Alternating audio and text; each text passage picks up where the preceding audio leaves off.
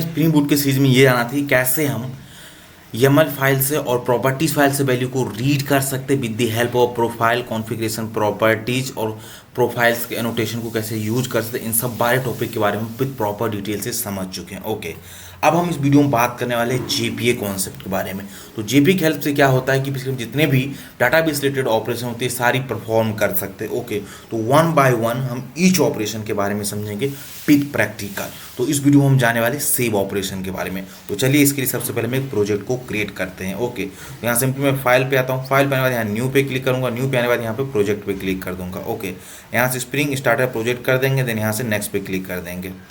Next पे click करने के बाद हम थोड़ा सा वेट करेंगे क्योंकि हमारा सिस्टम इंटरनेट से कनेक्ट हो जाए। और यहाँ 09 स्प्रिंग बूट JPA से भी हमारा प्रोजेक्ट का नेम रहेगा और ये हमारा एजिटिव डिटेल रहेगा और पैकेज नेम भी हमारा ये रहेगा। और सिंपली यहाँ से हम नेक्स्ट पे क्लिक कर देंगे। ओके, एंड हमारा स्प्रिंग बूट जो वर्जन है 2.7.15 रहना चाहिए। और यहाँ से हमको लैम्बॉक MySQL spring data JPA and spring web ये करना है। अगर ये डिपेंडेंसी आपको यहाँ पर नहीं दिख रहा है तो सिंपली आप इसके जो टाइप टू सर डिपेंडेंसी इस पर टाइप करिए। जैसे आप यहाँ टाइप करेंगे स्प्रिंग JPA टाइप करिए तो आपको पूरा पूरा मिल जाएगा यहाँ से। ओके, तो देखिए ऐसा नहीं है तो सिंपली यहाँ से आप JPA टाइप करिए, देखिए स्प्रिंग डाटा JPA मिल जाएगा। ओके, इस तरह से बेबी लैम्बो को भी कर सकते हैं। ये अपनी टोटल 4 डिपेंडेंसीज को रिक्वायर है क्योंकि यहाँ पर MySQL ये JPA को अपने को डिपेंडेंसी है और हम डाटाबेस जो यूज़ करने वाले हैं वो हमारा रहेगा MySQL रहेगा, इसलिए यहाँ पर हम ये ले लिए। और लैम्बोक हमारा गेटर सेटेड के लिए हम यूज़ करेंगे बेसिकली। ओके, तो सिंपली इसको फिनिश पे क्लिक करते हैं और ये हमारा प्रोजेक्ट को क्रिएट करेगा। और इस समय जो हमारा सिस्टम है वो इंटरनेट से कनेक्ट होना मस्ट कंपलसरी है क्योंकि ये देख रहे जितने भी इसको डिपेंडेंसीज रिक्वायर चाहिए ये सारे सारे इंटरनेट से डाउनलोड करने का काम करेगा। ओके, तो यहाँ देखिए इंपोर्ट गेटिंग स्टार्टेड कंटेंट 79% हमारा ये भी डाउनलोड हो चुका है। ओके, तो ये होल प्रोजेक्ट को जितने भी रिक्वायर्ड डिपेंडेंसीज को सारे को डाउनलोड करेगा इंटरनेट से। और जो हमारा pom.xml फाइल है वहाँ पर आप देख सकते हैं सारे डिपेंडेंसीज होंगे। देखिए pom.xml, तो इस फोल्डर के अंदर जो भी हमने डिपेंडेंसी सेलेक्ट किया था देखिए यहाँ पर ये हमारा JPA का आ गया, ये हमारा स्टार्टर वेब का आ गया। ओके, देन यहाँ से हमारा देखिए MySQL कनेक्टर एंड लैम्बोक ये हमारा आ गया। तो ये सारे डिपेंडेंसी जो हमने ऐड किया था यहाँ पर आ गया। ओके, अब हम सबसे पहले क्या करते हैं एप्लीकेशन डॉट प्रॉपर्टीज़ को फाइल को ओपन करते हैं और यहाँ पर इसकी जो भी रिक्वायर्ड कॉन्फ़िगरेशन है इस चीज़ को हम करेंगे। तो सबसे पहले हम चाहते हैं जो हमारा एप्लीकेशन रन करे वो किस पोर्ट नंबर पर करे इसके हम डिफाइन कर देते हैं। ओके, तो इसके लिए हम लिखेंगे सिंपली सर्वर डॉट पोर्ट कर देंगे और पोर्ट इक्वल टू हम सिंपली 909 कर देंगे, ये हमारा पोर्ट नंबर रहेगा। ओके, देन यहाँ से जो हम MySQL डाटाबेस यूज़ करने वाले हैं इसकी अपनी जो रिक्वायर्ड डिपेंडेंसी जो कॉन्फ़िगरेशन फाइल तो उसकी इन्फॉर्मेशन देना पड़ेगा। जैसे इसका URL देना पड़ेगा, ड्राइवर नेम देना पड़ेगा, यूजर नेम पासवर्ड इन सारे को देना पड़ेगा जिससे क्या करेंगे हमारे एंड डाटाबेस से कनेक्ट करेगा। ओके, तो ये कैसे हम करेंगे सिंपली यहाँ लिखेंगे स्प्रिंग डॉट डाटा सोर्स, ये हमारा डाटा सोर्स हो गया, डॉट ड्राइवर क्लास नेम और क्लास नेम को यहाँ पर हम डिफाइन करेंगे। तो बेसिक यहाँ पर लिखते हैं com.mysql.cj.jdc ड्राइवर, इसको सिंपली यहाँ दे देंगे। अब इसके बाद अपने को क्या करना है URL देना पड़ेगा। तो स्प्रिंग डॉट डाटा सोर्स ले लेंगे, simply data source dot URL दे देंगे, बेसिकली यहाँ से URL हो गया। अब अपने जो स्प्रिंग का URL है उसको पास करेंगे। ओके, तो इसको सिंपली यहाँ पर लिखते हैं JDBC://local होस्ट :3306 और यहाँ से अपने डाटाबेस का नेम दे देंगे बूट। ओके, ये आप कैसे डाटाबेस क्रिएट करते हैं ये वीडियो आप देख सकते हैं, हम ऑलरेडी बना रखे हैं कैसे आप MySQL में डाटाबेस को क्रिएट कर सकते हैं। इसके ऑलरेडी सीरीज है हमारे चैनल पे अवेलेबल, तो आप वहाँ से देख सकते हैं। तो अपना डाटाबेस का नेम सिंपली यहाँ से बूट देना चाहते हैं, ये दे दिया। देन इसके बाद जो हमारा एप्लीकेशन उसका यूजर नेम क्या है डाटाबेस का वो देंगे, डाटाबेस डॉट यहाँ पर लिखना स्प्रिंग डॉट डाटा सोर्स देना है डॉट यूजर नेम देना है। यूजर नेम हमारा बेसिकली है रूट। तो जब आप MySQL इंस्टॉल किए होंगे तो उससे अपना अपना दिए होंगे यूजर नेम भी। ओके, तो सिंपली लेंगे डाटा सोर्स डॉट पासवर्ड। तो सिंपली हमारे केस में जो हमारा पासवर्ड है हम सिंपली दिए हैं रूट 1234, ये हमारा पासवर्ड हो गया। तो इतनी सारी जो प्रॉपर्टी ये 4 थी ये हमारी थी MySQL डाटाबेस से रिलेटेड। ओके, अब हम कुछ और प्रॉपर्टीज़ को ऐड करने वाले हैं, वो क्या है उसके बारे में आपको बताता हूँ। तो ये JPA रिलेटेड है बेसिकली। तो यहाँ पर लिखेंगे स्प्रिंग डॉट JPA डॉट, अब हम जो प्लेटफॉर्म यूज करें ना उसको यहाँ पर सिंपली बेसिकली इसका दे देंगे। ओके, तो हम लिखेंगे JPA dot database platform. Okay, तो यहाँ पर लिखेंगे org डॉट हाइबरनेट डॉट यहाँ पर सिंपली पास कर दीजिए डायलेक्ट डॉट माई स्क्वेल 8 डायलेक्ट। ओके, तो देख सकते हैं ये हो गया। और उसको ऐसे भी आप करते कंट्रोल शिफ्ट टी करिए। ओके, तो ये हमारे यहाँ से बेसिकली डायलेक्ट को हमने ऐड कर दिया। अब हम चाहते हैं कि जो हमारा कोई माइस्क्वेल लिख रहे हैं इंटरनली वो हमको दिखाई भी दे। तो ये चीज़ कैसे कर सकते हैं, तो इसके लिए हम सिंपली यहाँ लिख सकते हैं spring dot jpa dot show SQL. इसका मतलब क्या हो कि हम चाह रहे हैं कि इसको ट्रू कर देंगे। हम ये कहना चाहते हैं कि जब भी माइस्क्वेल जो इंटरनल डाटाबेस का ऑपरेशन परफॉर्म करे with the help of query, तो जो क्वेरी यूज़ करे इंटरनली वो क्वेरी भी हमें कंसोल पे दिखाई दे, तो इस लाइन की हेल्प से देगा। तो ये हमने बेसिक कॉन्फ़िगरेशन कर दी। आप चलिए सबसे पहले अपने एंटिटी क्लास को क्रिएट करते हैं। ओके, तो सिंपली यहाँ से इस पर आते हैं और इस पर पैकेज, हमारा मेन पैकेज है, इस पर राइट क्लिक करते हैं और सबसे पहले एक एंटिटी को क्रिएट करते हैं। तो यहाँ न्यू पे आते हैं, न्यू पे आने के बाद सिंपली यहाँ पे क्लास पे हम हिट करते हैं। ओके, देन इस क्लास का हमने सिंपली दे देते हैं प्रोडक्ट। तो ये हमारा प्रोडक्ट रहेगा और उस प्रोडक्ट क्लास को हम एक सेपरेट पैकेज एंटिटी के अंदर रखना चाहते हैं। तो ये एंटिटी हमने यहाँ पर दे दिया। तो ये हमारा प्रोडक्ट क्लास को यहाँ पर सिंपली क्रिएट कर दिया। इस प्रोडक्ट क्लास में कुछ वेरिएबल को डिफाइन करेंगे बेसिकली। तो यहाँ पर लेंगे प्राइवेट, और हम जो डाटा टाइप लेने वाले हैं यहाँ पर बेसिकली इंटीजर टाइप लेना चाहते हैं। ओके, प्राइवेट, और उसको एज हम आईडी दे देते हैं और सिंपली यहाँ देते हैं प्राइवेट स्ट्रिंग, और हम देते हैं प्रोडक्ट का नेम दे देते हैं। देन अगेन लेते हैं प्राइवेट और हम डबल ले लेते हैं बेसिकली यहाँ पर, और यहाँ पर दे देते हैं कॉस्ट। तो बेसिकली हमने 3 वेरिएबल को यहाँ पर डिफाइन कर दिया। अब हम क्या काम पर इससे करस्पॉन्डिंग गेटर सेटर को सबसे पहले करते हैं, इसलिए हमने लेम्बो को यूज किया था यहाँ पे इसमें ऐड किया। तो यहाँ लिखेंगे गेटर, तो ये गेटर क्रिएट कर देगा। एंड यहाँ दे देते हैं सेटर, तो ये सेटर क्रिएट कर देगा। एंड हम टू स्ट्रिंग भी दे देते हैं कि जब इसके रेफरेंस वेरिएबल को हम प्रिंट करें तो इसकी ऑब्जेक्ट की जो भी वैल्यू हमें दिखाई दे दे। देन इस क्लास को एज ए एंटिटी मार्क करना पड़ेगा। एंटिटी मार्क करने से मतलब क्या होगा कि ये पर्टिकुलर हमारा प्रोग्राम समझ पाएगा कि क्लास एज ए एंटिटी है और इससे करस्पॉन्डिंग जो भी वेरिएबल है उसको अपनी कॉलम अपने को क्रिएट करना है। ओके, तो उसके लिए उसको एज ए एंटिटी मार्क करना पड़ेगा। ओके, तो सिंपली यहाँ पर लिखेंगे एटीएन, और ये हमारा आना चाहिए जावा डॉट एक्स परसिस्टेंस से आना चाहिए एंटिटी। ओके, ये हमारा एंटिटी हो गया। देन एक जो हर एक टेबल है उसमें एक प्राइमरी की मेंशन करना बहुत जरूरी है, प्राइमरी की। ओके, तो उसके लिए यहाँ पर सिंपली इसको एज ए आईडी मार्क करना पड़ेगा। रिमेनिंग थिंग जो है वो ऑप्शनल है, जैसे कॉलम यहाँ पर टेबल नेम होगा, टेबल नेम आप नहीं देंगे तो सिंपली क्या काम करेगा, आपका क्लास नेम जो वो नेम उठा लेगा। अगर आप कॉलम नेम नहीं दे तो जो आपका वेरिएबल नेम है वही आपको कॉलम नेम हो जाएगा। ओके, तो ये चीज़ अभी ऑप्शनल ही रखते हैं, इसमें ऐसा कोई भी नहीं है। ओके, अब इसे एक रिपोजिटरी क्रिएट करते हैं। ओके, तो रिपोजिटरी एक जेपी रिपोजिटरी को क्रिएट करते हैं। उसमें क्या होता है, जेपी रिपोजिटरी एक इंटरफेस है, उसके पास ऑलरेडी सारे pre defined frequently use method जितने हैं वो सारे डिफाइन होते हैं उसकी हेल्प से। ओके, तो यहाँ अगर हम मेन प्रोजेक्ट पार्ट है राइट क्लिक करते हैं और न्यू पे आते हैं और यहाँ से इंटरफेस को सिलेक्ट करेंगे। ओके, और यहाँ पर हम दे देते हैं सिंपली प्रोडक्ट रिपोजिटरी। तो हमारा प्रोजेक्ट रिपोजिटरी हो गया और उसको हम सिंपली रेपो नाम की पैकेज में रखते हैं सिंपली, और यहाँ से क्रिएट करते हैं। और यहाँ देखिए क्या काम करेंगे, हम एक्सटेंड करेंगे क्योंकि जेपी रिपोजिटरी भी एक इंटरफेस है, एक इंटरफेस दूसरे इंटरफेस को एक्सटेंड कर सकता है। ओके, तो यहाँ पर लिखेंगे जेपी रिपोजिटरी। अब इसको 2 आर्गूमेंट चाहिए। पहला क्या है, टी मतलब क्लास और आईडी। इसमें इसके जो अपनी जिस क्लास से करस्पॉन्डिंग आप जेपी रिपोजिटरी क्रिएट करें उस क्लास को पास किया। तो हमारा क्लास क्या है, प्रोडक्ट है। तो सिंपली हम उस प्रोडक्ट का और देखिए हमारा ये प्रोडक्ट कहाँ से आ रहा है, com dot test dot repo नाम की पैकेज से नहीं, ये वाली प्रोडक्ट अपने को चाहिए, ये प्रोडक्ट इस पर्टिकुलर एंटी क्लास। और यहाँ पर अपनी जो उस प्रोडक्ट क्लास के अंदर जो हमारा वेरिएबल हम जो प्राइमरी की मेंशन करेगा वो किस टाइप का है। तो देखिए प्रोडक्ट जो हमारी ये आईडी है इसी को प्राइमरी की बना चाहिए, किस टाइप का, इंटीजर का। इसी को कॉपी करिए और जो इसका टाइप है वो यहाँ पर मेंशन करती है। ध्यान रहिए रैपर क्लास रहना चाहिए यहाँ पर, रैपर हमने इसलिए वहाँ पर रैपर यूज़ किया था। आप वहाँ चाहे तो नॉर्मल यूज कर सकते, कोई दिक्कत नहीं है। ओके, इतना हमारा काम हो गया, डेट्स इट। अब हम क्या काम करेंगे, टेस्ट क्लास को क्रिएट करते हैं सबसे पहले, रनर क्लास को बेसिकली। तो यहाँ पर इस पे आते हैं एंड देन यहाँ पर आते हैं क्लास पे और यहाँ पर लिखते हैं प्रोडक्ट। इसमें प्रोडक्ट लिखेंगे, प्रोडक्ट टेस्ट रनर, और यहाँ पर सिंपली टेस्ट पे आएंगे डॉट रनर पे, सिंपली प्रोडक्ट टेस्ट रनर पे हम क्लिक कर देंगे।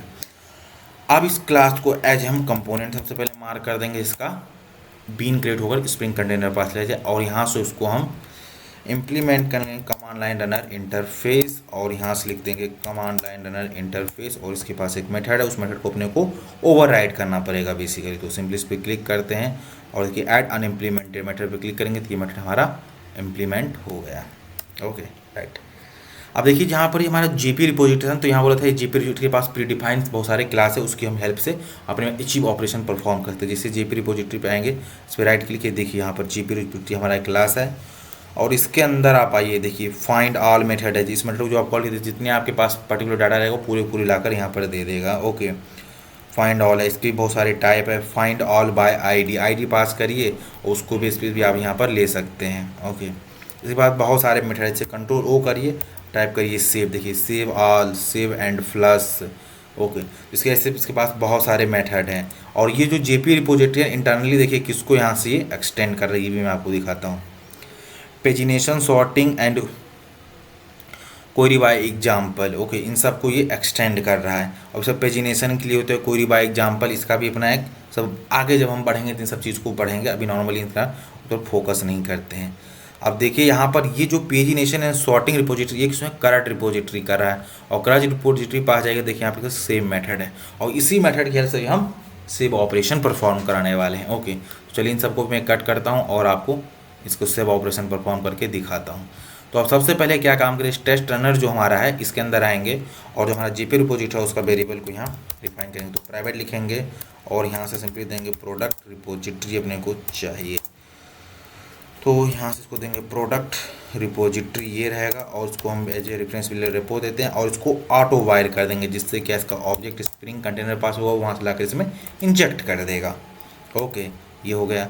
देन अब यहाँ से क्या काम करेंगे, हम प्रोडक्ट का एक ऑब्जेक्ट क्रिएट करेंगे प्रोडक्ट क्लास, क्योंकि इसी प्रोडक्ट क्लास को अपने डाटाबेस में सेव कराना है, तो इसकी ऑब्जेक्ट पास करेंगे तभी तो वो सेव कर पाएगा। ओके, तो सिंपली यहाँ पर हम दे देंगे प्रोडक्ट, तो ये हमारा प्रोडक्ट हो गया। यहाँ से प्रोडक्ट ले लेंगे इक्वल टू न्यू प्रोडक्ट, फिर इसको कर देंगे एंड यहाँ से हम सिंपली ले लेंगे प्रोडक्ट को सेव करते हैं। तो देखिए प्रोडक्ट डॉट सेट आईडी हमने सिंपली यहाँ से 12 ले लिया। देन यहाँ से हम ले लेंगे प्रोडक्ट डॉट सेट नेम ले लिए, और इसको सिंपली दे देते हैं लेपी। ओके, ये हमारा प्रोडक्ट हो गया। एंड यहाँ से देते हैं प्रोडक्ट डॉट सेट कॉस्ट कर देते हैं। ओके, तो रैंडम हमने कुछ वैल्यू यहाँ से पास कर दिया प्रोडक्ट को। अब देखिए इस पर्टिकुलर ऑब्जेक्ट को क्या करना है, डीबी में सेव कराना है। ओके, ये इन्फॉर्मेशन जिसकी आईडी ये हो, लेपी हो और ये हो।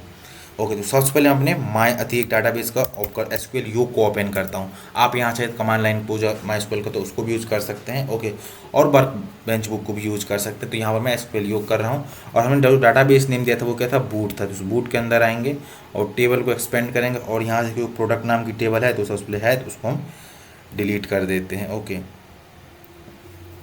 अभी हमारे यहाँ पर प्रोडक्ट नाम की कोई टेबल नहीं है पर्टिकुलर डाटाबेस में। ओके, इतना आपको पता होगा। अब ये क्या काम करेगा, यहाँ पर हम देखिए इस एप्लीकेशन डॉट प्रॉपर्टीज में आए। अब यहाँ से हम क्या चाहते हैं कि अभी इसको एक इन्फॉर्मेशन अपने को देना पड़ेगा कि हम जब उसे बोले मतलब वो चेक करे डाटाबेस है कि नहीं है, अगर है नहीं है तो उसको क्रिएट कर दे। तो ये कैसे करेगा, तो सिंपली यहाँ पे आएगा स्प्रिंग डॉट जेपीए, और जेपीए के बाद सिंपली अपने को एक प्रॉपर्टीज होती है उसको लगाना पड़ेगा डॉट हाइबरनेट DDL R2, और यहाँ पर होता है क्रिएट अपडेट। तो अपने को हम अपडेट यूज़ करेंगे। अब अपडेट का मतलब क्या होता है इसके बारे में आपको बताता हूँ। तो सिंपली यहाँ से लिख दीजिए यहाँ पर अपडेट, ये वाला अपडेट। तो ये क्या काम करेगा, सबसे पहले उस पर्टिकुलर डाटाबेस में जाएगा। यहाँ डाटाबेस का नेम हमने क्या दिया है, देखिए बूट। इस बूट में जाएगा और सबसे पहले यहाँ से आकर चेक करेगा क्या इस पर्टिकुलर डाटाबेस में कोई टेबल है इस पर्टिकुलर प्रोडक्ट नाम से। चेक करेगा नहीं है तो क्या काम करेगा, क्रिएट करेगा। अगर रहेगा तो एग्जिस्टिंग वन को ये यूज करेगा। ओके, तो अभी तो नहीं है। अब हम सिंपली क्या काम करते हैं, टेस्ट रन में आते हैं, और यहाँ से हम क्या करेंगे, जो ये रेपो वाली रेफरेंस है इसको ले लेंगे, रेपो डॉट सेव, और सेव के अंदर हम पास कर देंगे प्रोडक्ट को। अब क्या करेंगे, प्रोडक्ट को सेव कर देगा। यहाँ से कंट्रोल ऐसे सेव किए, और जो हमारा एप्लीकेशन क्लास है इस पर आएंगे, राइट क्लिक करेंगे, राइट क्लिक करेंगे run as spring boot app पे सिंपली क्लिक कर देंगे। ओके, और वेट करते हैं, और देखिए हमारा प्रोग्राम सक्सेसफुली यहाँ से रन हो गया। अब देखिए यहाँ चीज़ें आपको मैं दिखाता हूँ। मैंने बोला था ना यहाँ पर एसक्यूएल ये यूज में एक प्रॉपर्टी यूज किया था ये वाला सो एसक्यूएल ट्रू। देखिए यहाँ पर उसने जो क्वेरी यूज किया, पहले इसने चेक किया कि टेबल है, इसने कहा create table product table create किया, जो आईडी यहाँ पर दे दिया और नॉट नल कर दिया, एंड कॉस्ट को डबल टाइप रखा है, प्रिसीजन नॉट नल होना चाहिए, एंड जिसको नेम वाला था उसका बेरकेट 255 कर दिया और आईडी को एज ए प्राइमरी की इसने मेंशन किया। टेबल को क्रिएट किया, टेबल क्रिएट करने के बाद सिंपली इसने क्या काम किया, उसमें एक सेलेक्ट ऑपरेशन को सबसे पहले इसने परफॉर्म किया। ओके, देन इसने जाकर काम क्या किया, उस पर्टिकुलर प्रोडक्ट को जाकर इसने जो भी हमारा डाटा है उसको सेव किया, इंसर्ट किया, it means insert into table, it means उस पर्टिकुलर वैल्यू को सेव कराया। तो चलिए अपने चलते हैं टेबल में, और अभी देखिए प्रोडक्ट टेबल है नहीं यहाँ पर कोई, यहाँ पर ये वाला है, इस पर अगर मैं क्लिक करिए उसको रिफ्रेश करिए, देखिए यहाँ से ये प्रोडक्ट आ गया। इस प्रोडक्ट पर राइट क्लिक करिए और यहाँ से ओपन टेबल पर क्लिक करिए और देखिए आईडी हमारा 12 आ गया, कॉस्ट आ गया, नेम में लैपी आ गया। तो इस तरीके से हम ऑब्जेक्ट को सेव करते हैं। जो हमारा ये सेव मेथड है ना, यहाँ पर हमने जो सेव मेथड लिखा है इस प्रोडक्ट टेस्ट के अंदर, ये काम कैसे करता है इसके बारे में थोड़ा सा मैं बताता हूँ। तो देखिए यहाँ से सबसे पहले आपने ऑब्जेक्ट सेव किया। ओके, जो ऑब्जेक्ट लिया इसने ले गया, ये चेक करता है क्या ये सेम ऑब्जेक्ट ऑलरेडी डीबी में एग्जिस्ट कर रहा है कि नहीं कर रहा है।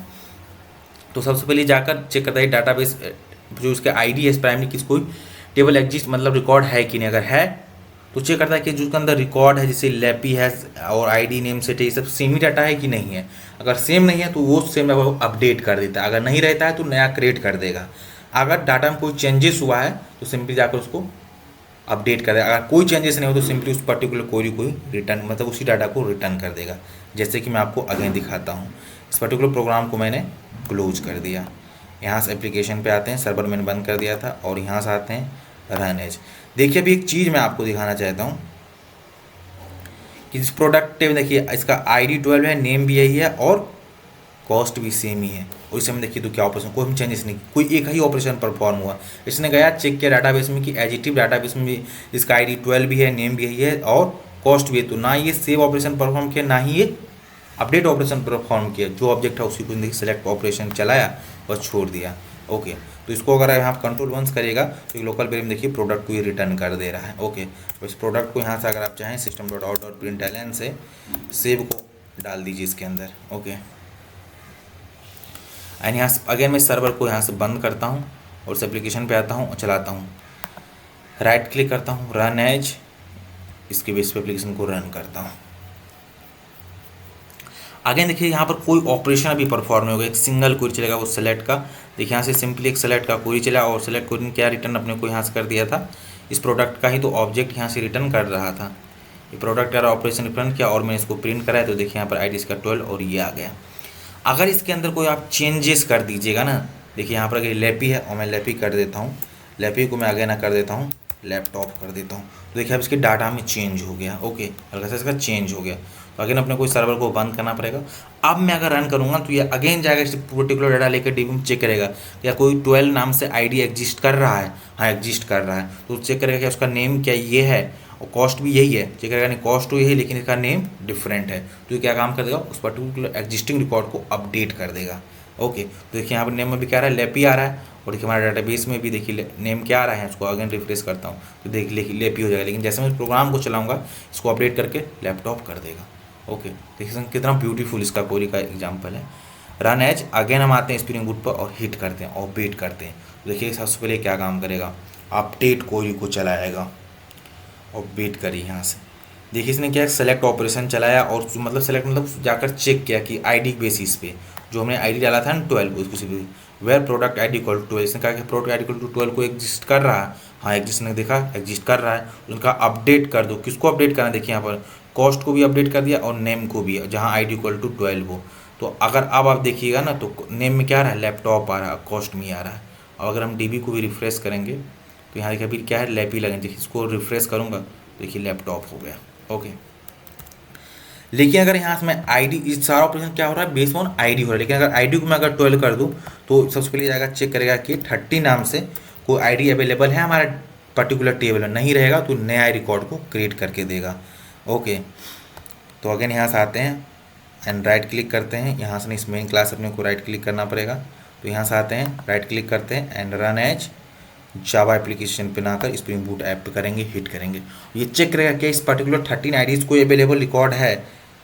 ओके, तो देखिए वेट करते हैं थोड़ा सा। देखिए सबसे पहले इसने सेलेक्ट क्वेरी चलाया और कि सेलेक्ट क्वेरी जो चल रहा है किस बेसिस पे चल रहा है, ID बेसिस पे सेलेक्ट किया, कोई ID इक्वल टू 12 है, चेक किया उसको नहीं मिला, नहीं मिला तो उसने क्या काम किया, एक इंसर्ट करा दिया इस पर्टिकुलर रिकॉर्ड को।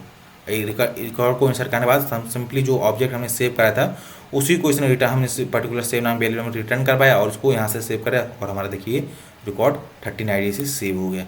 अगर मैं इस टेबल में आते हैं उसको रिफ्रेश करके देखिए यहाँ पर 2 रिकॉर्ड हो गए, जिसकी एक आईडी 13 है। ओके, तो आई होप आपको ये समझ पाया होगा कि कैसे हम सेव ऑपरेशन परफॉर्म करा सकते हैं with the help of JPA। Next video में एक नेक्स्ट कॉन्सेप्ट के बारे में जानेंगे विद प्रॉपर डिटेल से।